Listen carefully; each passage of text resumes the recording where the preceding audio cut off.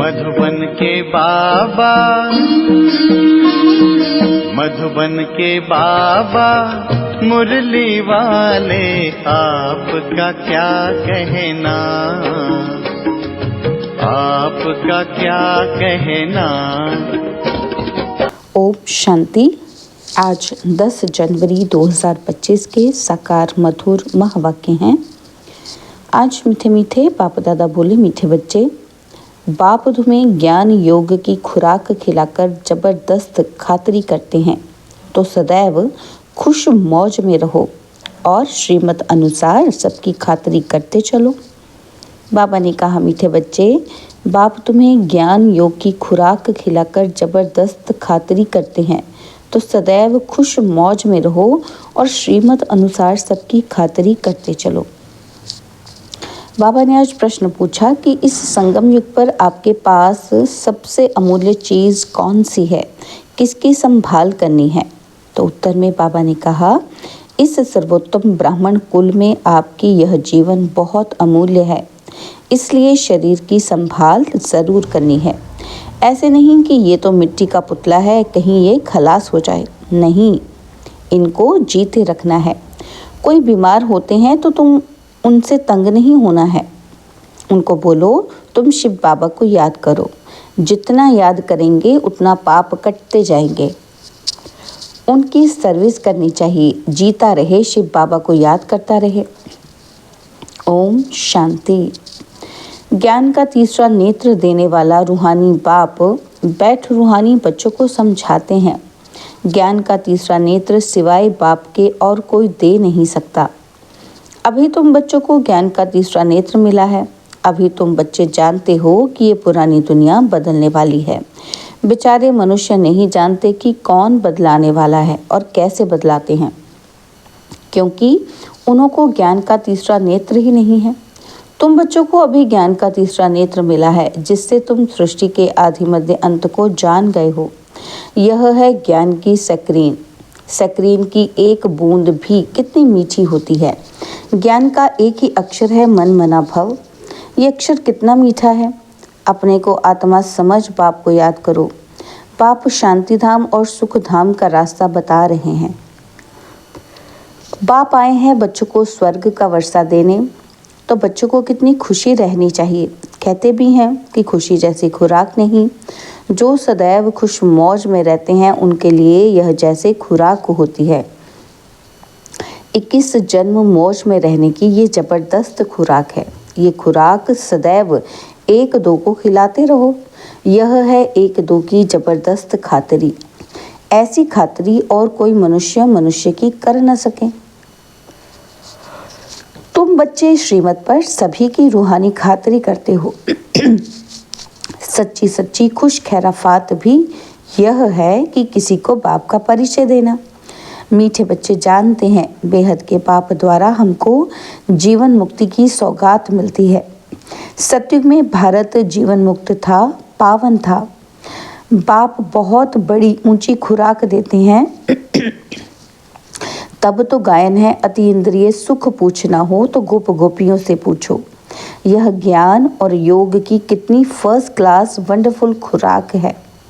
और यह खुराक एक ही रूहानी सर्जन के पास है और किसी को इस खुराक का मालूम ही नहीं है। बाप कहते हैं, मीठे बच्चों, तुम्हारे लिए मैं तेरी परमाना हथेली पर सौगात ले आया हूँ। मुक्ति, जीवन मुक्ति की यह सौगात मेरे पास ही रहती है। कल्प कल्प मैं ही आकर तुमको ये सौगात देता हूँ, फिर रावण छीन लेता है। तो अभी तुम बच्चों को कितना खुशी का पारा चढ़ा रहना चाहिए। तुम जानते हो, हमारा एक ही बाप टीचर और सच्चा सच्चा सतगुरु है जो हमको साथ ले जाते हैं। मोस्ट बिलवर्ड बाप से विश्व की बादशाही मिलती है। ये कम बात है क्या। बच्चों को सदैव हर्षित रहना चाहिए। Godly student life is the best. ये अभी का ही गायन है ना। और फिर नई दुनिया में तुम सदैव खुशियाँ मनाते रहेंगे। दुनिया नहीं जानती कि सच्ची सच्ची खुशियाँ कब मनाई जाएंगी। मनुष्य को तो सत्युग का ज्ञान ही नहीं है, तो यहाँ ही मनाते रहते हैं। परंतु इस पुरानी तमो प्रधान दुनिया में खुशी कहाँ से आई।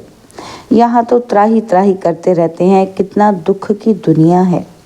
बाप तुम बच्चों को कितना सहज रास्ता बताते हैं। ग्रस्त व्यवहार में रहते कमल फूल समान रहो। धंधा धौरी आदि करते भी मुझे याद करते रहो। जैसे आशिक और माशूक होते हैं, वह तो एक दो को याद करते रहते हैं। वह उनका आशिक, वह उनका माशूक होता है।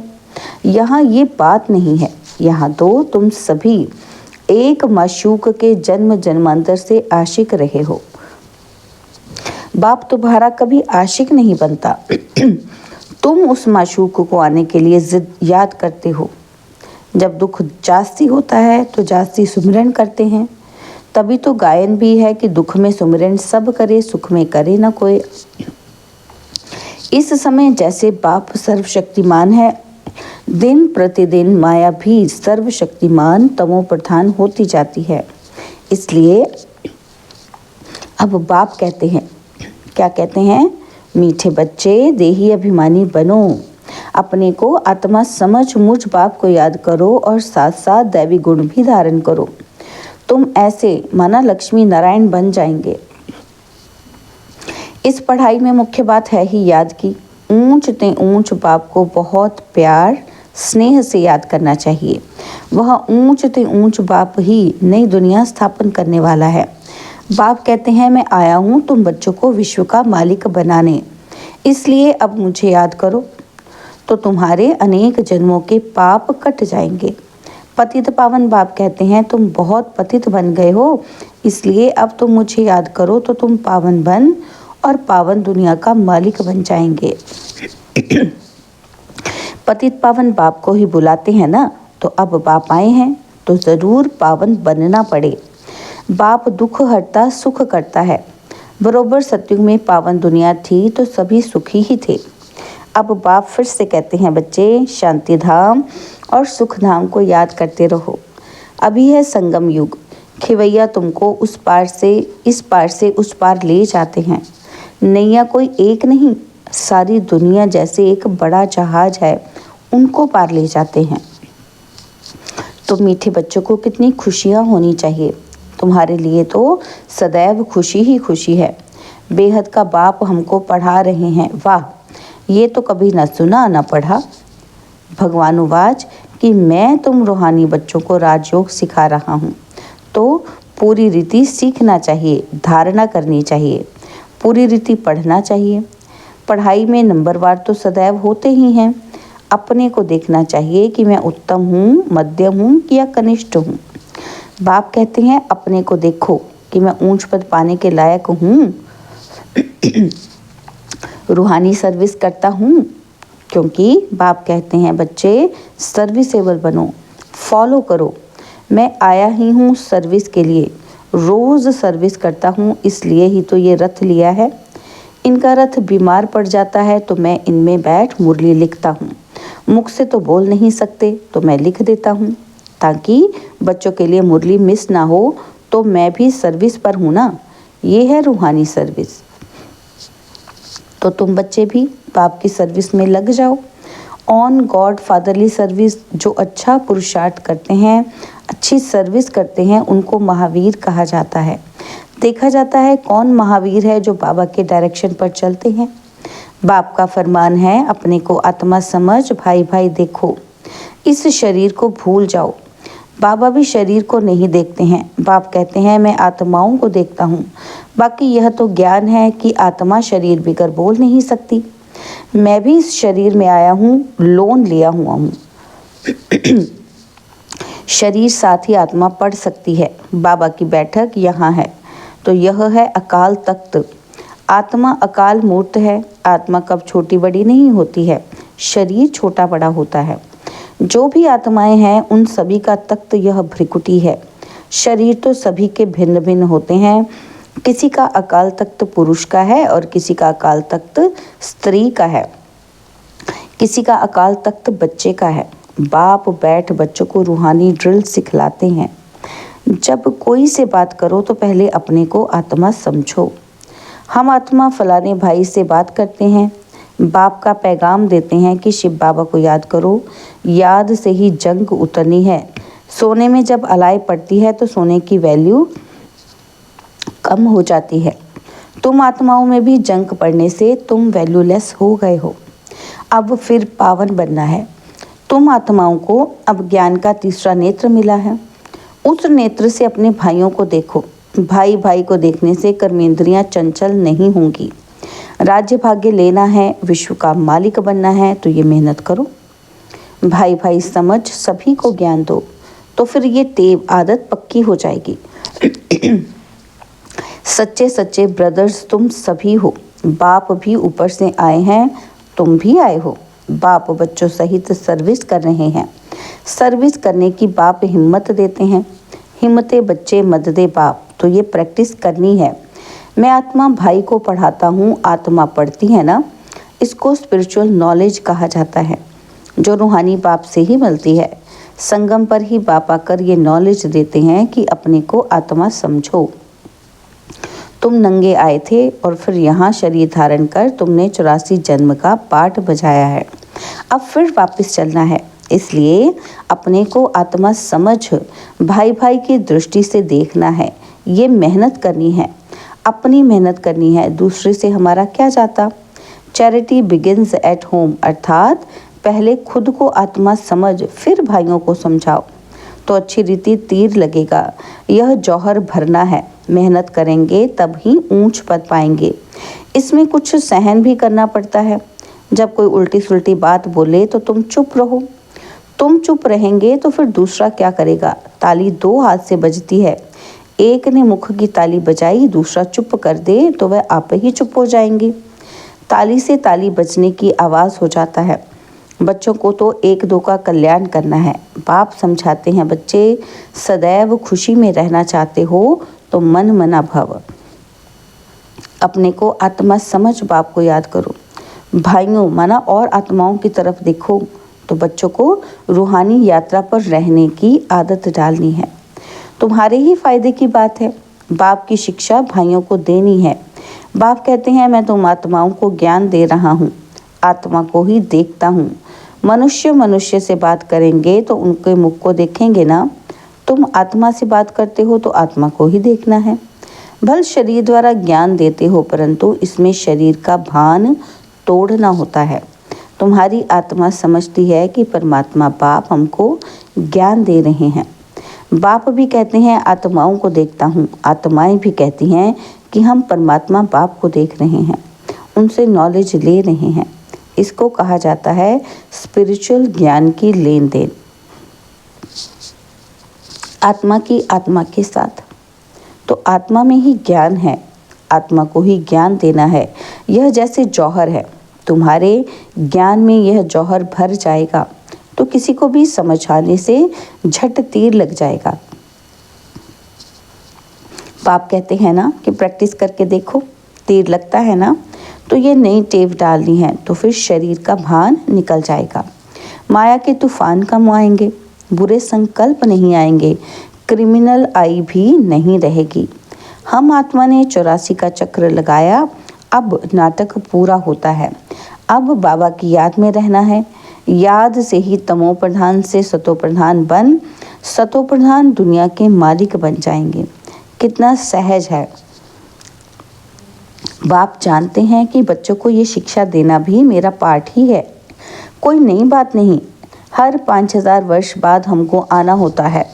मैं बंधाई मान हूँ, बच्चों को बैठ समझाता हूँ। मीठे बच्चे, रूहानी याद की यात्रा में रहो तो अंतमति सुगति हो जाएगी। यह अंतकाल है ना। मामेकम याद करो तो तुम्हारी सदगति हो जाएगी। याद की यात्रा से पाया मजबूत हो जाएगा। यह देही अभिमानी बनने की शिक्षा एक ही बार तुम बच्चों को मिलती है। तो बाबा कहते कितना वंडरफुल ज्ञान है। बाबा वंडरफुल है तो बाबा का ज्ञान भी वंडरफुल है, कभी कोई बता ही ना सके। अभी वापस चलना है। इसलिए बाप कहते हैं, मीठे बच्चों ये प्रैक्टिस करो। अपने को आत्मा समझ, आत्मा को ज्ञान दो। तीसरे नेत्र से भाई भाई को देखना है कि बड़ी मेहनत है।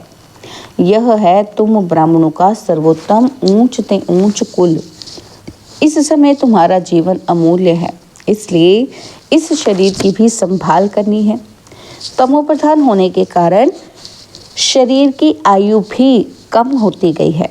अब तुम जितना योग में रहेंगे उतना आयु बढ़ेगी। तुम्हारी आयु बढ़ते बढ़ते 150 वर्ष हो जाएगी सत्युग में। इसलिए शरीर की भी संभाल करनी है। ऐसे नहीं कि ये तो मिट्टी का पुतला है, कहीं ये खलास हो जाए। नहीं, इनको जीते रखना है। यह अमूल्य जीवन है ना। कोई बीमार होते हैं तो उनसे तंग नहीं होना चाहिए। उनको भी बोलो शिव बाबा को याद करो। जितना याद करेंगे उतना उनके पाप कटते जाएंगे। उनकी सर्विस करनी चाहिए। जीता रहे, शिव बाबा को याद करता रहे, ये समझ तो रहती है ना। हम बाबा को याद करते हैं, आत्मा याद करती है बाप से वर्षा पाने के लिए। अच्छा, मीठे मीठे सिक्किला दे बच्चों प्रति नंबरवार पुरुषार्थ अनुसार माता पिता बाप दादा का याद प्यार और गुड मॉर्निंग। रूहानी बाप की रूहानी बच्चों को नमस्ते। हम रूहानी बच्चों की रूहानी बाप दादाजी को दिलवा जान सिकवा प्रेम से नमस्ते। ओम शांति। प्यारे बाबा, मीठे बाबा, मेरे बाबा, शुक्रिया बाबा, शुक्रिया बाबा, शुक्रिया। धारणा के लिए मुख्य सार है। पहला पॉइंट है, अपने को देखो कि मैं पुरुषार्थ में उत्तम हूँ, मध्यम हूँ या कनिष्ठ हूँ। मैं ऊंच पद पाने के लायक हूँ, मैं रूहानी सर्विस करता हूँ। और दूसरा पॉइंट है, तीसरे नेत्र से आत्मा भाई को देखो। भाई भाई समझ सभी को ज्ञान दो। आत्मिक स्थिति में रहने की आदत डालो तो कर्मेंद्रियां चंचल नहीं होंगी। बाबा ने आज वरदान दिया कि ब्रह्मा बाप समान महात्याग से महान भाग्य बनाने वाले फरिश्ता सो विश्व महाराजन भव। ब्रह्मा बाप समान महात्याग से महान भाग्य बनाने वाले फरिश्ता सो विश्व महाराजन भव। फरिश्ता तो विश्व महाराजन बनने का वरदान उन्हीं बच्चों को प्राप्त होता है जो ब्रह्मा बाप के हर कर्म रूपी कदम के पीछे कदम उठाने वाले हैं, जिनका मन बुद्धि संस्कार सदा बाप के आगे समर्पित है।